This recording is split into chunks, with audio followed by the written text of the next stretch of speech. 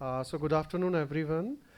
My talk is on a standard pre-operative protocol for the intraocular surgeries. So what we understand by this word sterilization? So it is, does it mean killing all the microorganisms? Is it the right definition? So this is the operational definition. So it is a carefully designed and monitored process that will assure the probability that an item being contaminated to be equal to or less than 1 in million, and the sterility assurance level, the predictor of the efficacy of the whole sterilization process. So these are the operational definitions. So sterilization process is a probability function and not absolute. We must need to understand this. And there is a chance of 1 in million spores surviving this whole process. So regarding the OT sterilization or disinfection, the eye surgeries, they needs to be done in the dedicated IoT. And this is the suggested layout in short. So there needs to be outer zone or the protective zone. At the reception, the mid zone, clean zone or the common area, that is the changing room or the transfer zone. Then the aseptic zone or the sterile zone for the scrubbing, gowning and gloving, operation room and autoclave room. And then of course the disposal zone, that is equipment and supplies are processed. Fumigation.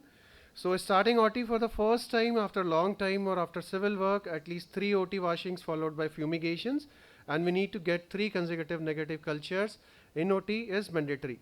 And fumigation is not required if there is positive pressure ventilation in the OT. In the running OT, single fumigation or disinfectant mopping or fogging weekly is enough, and use of fogger machine is preferable, not mandatory. And formalin can be used for fumigation. But now there are newer protocols, so it is no more needed. Bacillocid special or Desnet. So the active ingredients are glutarol 100 milligram per gram, and then a bacillocid fumigation and bacillocil, and the ultraviolet radiation. These are preferable ultraviolet radiation, not mandatory. What are the important considerations? So study shows no consensus of benefit of HEPA filters. Central AC not necessary. Split AC is okay. No window AC. It's a big no. Need for AHU is questionable. Regarding the air conditioner maintenance, we need to clean filters every week, servicing and cleaning every month, and we need to document it. Floor, microscope surface, sinks and drains, horizontal surface, they must be cleaned daily. And walls, if tile, should be washed up to minimum 4 feet height, and floor may be washed or wet mopped at the end of OT, and 2% bacillocid special is needed, and no dry dusting or vacuum cleaning is to be done.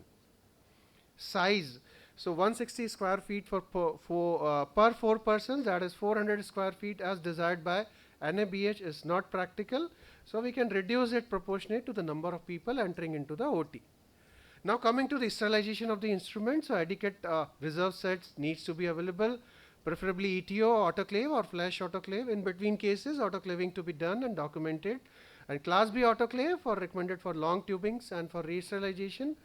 Chemical sterilization or formalin boxes and Sidex not at all recommended. Water quality, so it needs to be distilled, deionized. RO water also will do, but no tap water. So these are the physical characteristics for the water we are using, because in a recently outbreak it was because of the water supply this cluster endophthalmitis did occur. Monitoring of sterilization is very important. Chemical indicators, there are 3 indicators. And then the biological indicator testing needs to be done once every 1 to 3 months. Logbook needs to be maintained, and maximum use of disposable instruments, and there needs to be surprise checks. Periodic cultures are needed, and autoclaved or ETO instruments and standard quality irrigating fluids or dye and viscoelastics. Training is very important. So periodic assessment and training of the OT personnel through seminars and educational videos. And of course, there is a lot of power in documentation that is very important, and along with the microbiological surveillance. And these are the algorithm regarding the blood sugar level. So 140 milligram and maximum 200 milligram, and BP 160 by 95.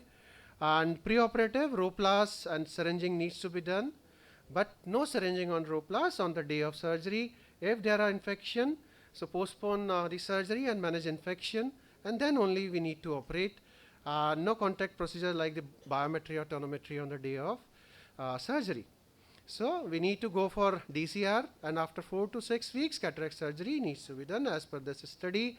Systemic condition, immunosuppression, uncontrolled diabetes, unexplained fever, renal pathology. So they need to be treated before surgery. Seropositive patient, these minimum standards, these are the universal precaution.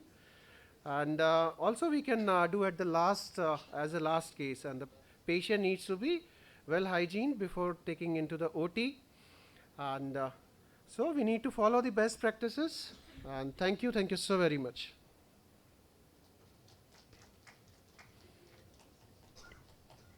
Well, thank you, Dr. MORYA, sir, for being very crisp